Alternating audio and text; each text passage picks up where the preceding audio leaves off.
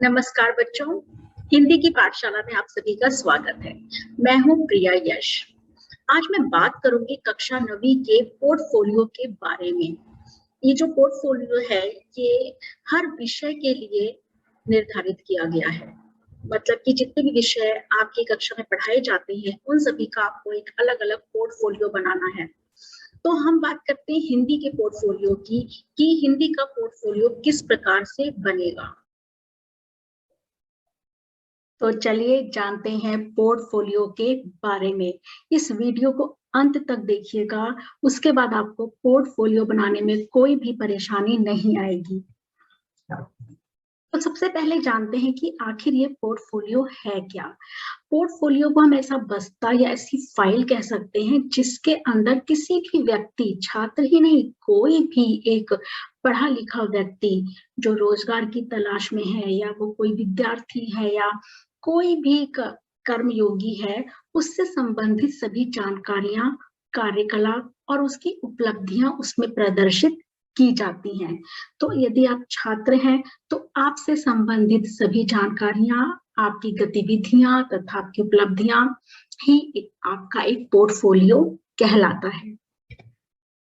तो जैसे कि यहाँ पर कुछ तस्वीरें हैं जो कि आपको बताएंगी, समझाएंगी कि भाई पोर्टफोलियो आखिर कैसा दिखता है। तो ये जो पोर्टफोलियो का कवर पेज यानी मुख्य पृष्ठ है, ये उसकी तस्वीर है। आप देख सकते हैं, आप यहाँ से आइडिया ले सकते हैं कि भाई आप भी ऐसा ही बनाएं। अब कुछ अंदर का जो कार्यकलाप है उसकी कुछ तस्वीरें हैं। तो जानते हैं कि किस प्रकार की जानकारियां आप छात्रों को देनी है। आपको अपनी व्यक्तिगत जानकारी देनी है, जिसमें कि आपका नाम, आपकी कक्षा, आपका वर्ग, आपकी अध्यापिका का नाम, आप उसमें चाहें तो माता पिता का नाम भी दे सकते हैं, और जो भी जानकारी आप व्यक्तिगत देना चाहें, हमसे साझा करना चाहें। पारिवारिक जानकारी में कितने सदस्य हैं, मम्मी पापा का पेशा क्या है, यदि वो सब जानकारी आप उनके बारे में देना चाहें तो दे सकते हैं। संयुक्त परिवार है या एकल परिवार है, दादा दादी जी हैं, सब कुछ आप बता सकते हैं। सांस्कृतिक एवं खेलकूद की जानकारी, जो भी आपके खेलकूद से संबंधित या आपके जो भी फंक्शंस होते हैं, या कुछ भी ऐसी गतिविधि जिसके अंदर आपने पार्टिसिपेट किया है, उसकी जानकारी आप दे सकते हैं। शैक्षिक, जो भी आपका एकेडमिक है, सह शैक्षणिक क्षेत्रों की जानकारी, जो भी आपके एक्स्ट्रा करिकुलर, जो भी आपके एक्टिविटीज होती हैं, उनकी जानकारी आप दे सकते हैं। साथ ही विशिष्ट उपलब्धियां, कहीं पे अगर आपने कोई प्राइज जीता है, किसी प्रतियोगिता को जीता है, तो वो सब आप अपने पोर्टफोलियो में दर्शा सकते हैं। क्योंकि मैंने पहले भी बताया कि पोर्टफोलियो आपकी सारी उपलब्धियों का एक लेखा जोखा है, आपके कार्यकलाप का लेखा जोखा है, सारी जानकारियों का लेखा जोखा है, कि अंत में जब हम देखेंगे हर बच्चे का पोर्टफोलियो, तो हमें समझ में आएगा कि भाई इस बच्चे का स्तर कहाँ है, कितने उच्च स्तर पर है, ये कितने मध्यम स्तर पर है। तो आपको कोई भी प्राइज मिलता है, कोई भी सर्टिफिकेट मिलता है, उन सब की कॉपी आप अपने इस पोर्टफोलियो में जरूर लगाइए। अब हम शुरुआत करते हैं कि हम जो पोर्टफोलियो अपना बनाएंगे वो किस तरह से बनाएंगे। तो कवर पेज यानी मुख्य पृष्ठ के बारे में मैंने आपको बता ही दिया है। अब हम आते हैं उसके इंडेक्स यानी विवरण पेज पर, जो पहला पेज होगा, जिसमें आप क्रमानुसार लिखेंगे कि आपने किस प्रकार से कार्य किया है, कि परिचय लिखा है, रुचि लिखी है, संवाद लिखा है, जो भी आपका कार्यकलाप है, एक के बाद एक सब यहाँ पर आप दर्शाते जाएंगे। तो अब देखते हैं कि जो आपका इंडेक्स के बाद जो आपका काम अब शुरू हो रहा है, जो पहला पृष्ठ होगा वो क्या होगा पोर्टफोलियो का। तो पहला पृष्ठ होगा आपका परिचय। तो विद्यालय के नाम और सत्र के परिचय के बाद में आप अपना स्वयं का परिचय देंगे। यहाँ पर अपनी फोटो लगाएंगे, आप अपनी पसंद की फोटो भी लगा सकते हैं, विद्यालय की जो वेशभूषा है उसमें भी अपनी फोटो लगा सकते हैं। उसके बाद यहाँ पर कुछ जानकारियां हैं जो कि आपकी व्यक्तिगत जानकारियां हैं, और पारिवारिक जानकारी भी अगर देना चाहें तो भी आप दे सकते हैं। नाम, कक्षा, वर्ग, विषय, जन्म तिथि, माता-पिता का नाम, पिताजी का नाम, विषय अध्यापिका जी का नाम, तो ये तो बहुत ज़रूरी है, ये तो देनी ही देनी है। इनके अलावा भी यदि आप अपने परिवार के बारे में और भी कुछ बताना चाहें, तो आप बता सकते हैं। जैसे कि मैंने शुरू में बताया कि एकल परिवार, संयुक्त परिवार, कितने लोग हैं, क्या करते हैं, ये सब जानकारी भी आप अपने इस पहले पृष्ठ यानी मेरा परिचय में दे सकते हैं। जैसे कि एक उदाहरण है किसी बच्चे का, देख सकते हैं कि इसने इसने तो अपनी उम्र भी लिखी है, अपना वज़न भी लिखा है, अपनी ऊँचाई भी लिखी है।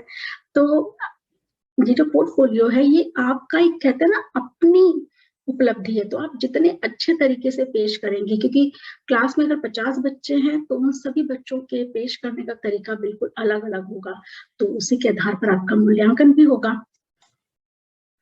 उसके बाद आप जो दूसरा पेज इस्तेमाल करेंगे, वो होगा मेरी रुचि, यानी आपको क्या पसंद है, क्या नापसंद है, आपकी प्रिय पुस्तक, लेखक, कवि, फ़िल्म, नाटक, धारावाहिक, समाचार पत्र, चैनल, रंग, मौसम, खाना-पीना, कुछ भी, जो भी आपकी पसंद है, जो भी आपकी हॉबीज़ हैं, उनके बारे में आप विस्तार से लिख सकते हैं। उसको पढ़कर हमें भी बहुत खुशी होगी। जैसे कि एक उदाहरण देख सकते हैं कि बच्चे ने अपने हीरो का नाम लिखा है, रंग लिखा है, खाने में छोले-भटूरे पसंद है। तो एक तरह से फिर से बार-बार मैं कहूँगी पोर्टफोलियो एक आपको रिप्रेज़ेंट कर रहा है, ठीक है? आपको प्रस्तुत कर रहा है कि आप जो मेरे सामने मेरा बच्चा है, वो हिंदी विषय को लेके किस प्रकार का है और साथ ही साथ उसके व्यक्तिगत जो उसकी पसंदें क्या हैं। तो पोर्टफोलियो जो एक शब्द है, ये अपने आप में बहुत कुछ बताता है। उसके बाद जो अगला पेज होगा, उसमें आप लिखेंगे हिंदी भाषा से संबंधित कुछ रोचक तथ्य।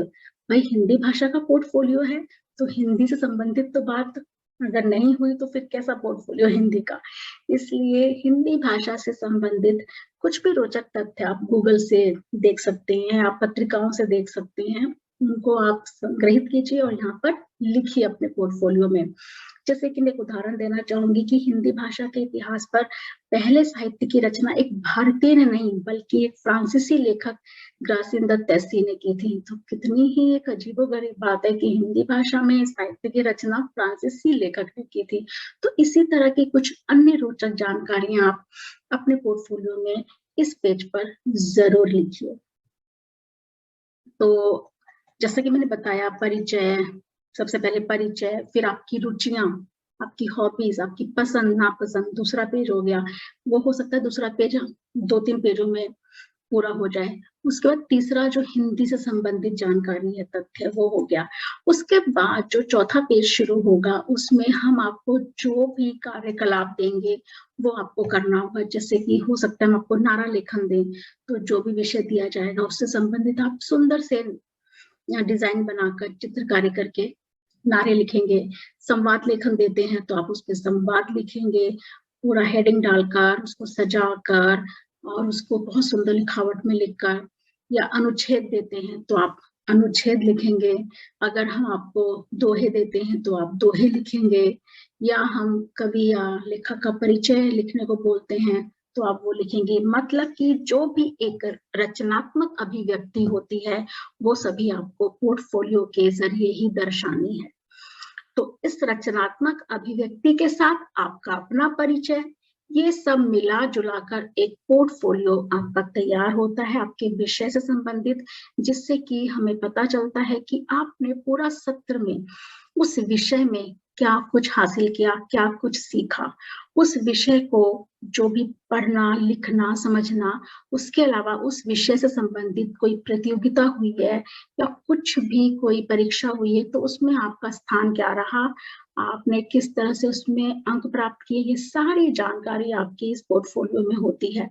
तो जैसे-जैसे आपको नंबर मिलते जाएँगे, जैसे-जैसे आपको अपना एग्ज़ाम का रिज़ल्ट पता चलता जाएगा, तो आपके जो आखिरी के पेज हैं, वो पेज आपके पूरे आपके जितने भी आपने अंक प्राप्त किए हैं, उसके अनुसार वो आपका पेज बन जाएगा, जिसमें कि आप सारा विस्तार से लिखेंगे कि आपने कक्षा परीक्षा में कितने नंबर लिए, आपने आवधिक परीक्षा में कितने लिए, आपने जो आपके फाइनल एग्ज़ाम हुए कितने लिए। तो एक तरह से शुरू से लेके अंत तक आपने हिंदी में जो कुछ भी ग्रहण किया, जो कुछ भी हासिल किया, वो सब इस पोर्टफोलियो के ज़रिए पता चल जाएगा। तो इस पोर्टफोलियो को बहुत अच्छे से बनाइए। अपने जो भी आपके स्किल्स हैं, जो भी आपके कौशल हैं, रचनात्मक कौशल हैं, आपकी जो क्रिएटिविटी है उसको उभारिए, उसको निखारिए। कुछ नहीं करना है, सिंपल आपको A4 साइज की शीट वाला जो फ़ोल्डर होता है, जो फ़ाइल होती है वो लेनी है। उसके कवर पेज को बहुत सुंदर से सजाना है, फिर उसके अंदर इंडेक्स बनाना है, इंडेक्स के बाद में अपना परिचय देना है, व्यक्तिगत परिचय, पारिवारिक परिचय। उसके बाद आपको अपनी रुचियाँ, अपने शौक, अपनी पसंद, अपनी नापसंद वो लिखना है। उसके तीसरे पेज पर आपको हिंदी भाषा से संबंधित, या ये भी लिख सकते हैं हिंदी आपको क्यों पसंद है, कुछ भी हिंदी से संबंधित अच्छी-सी बात लिखिए आप उसके अंदर।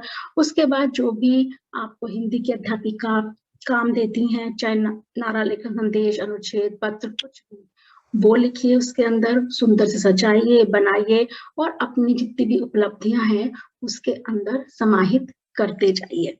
तो ये होता है पोर्टफोलियो। तो मैं आशा करती हूँ कि आपको ये वीडियो पसंद आया होगा और अब जो भी पोर्टफोलियो के बारे में आपकी भ्रांतियाँ थीं, जो भी आपकी जिज्ञासाएँ थीं, वो शायद पूरी हुई होंगी, आपको समझ में आया होगा। तो ऐसे ही जुड़े रहिए मुझसे, मेरी हिंदी शाला से। फिर मिलते हैं अगले वीडियो में।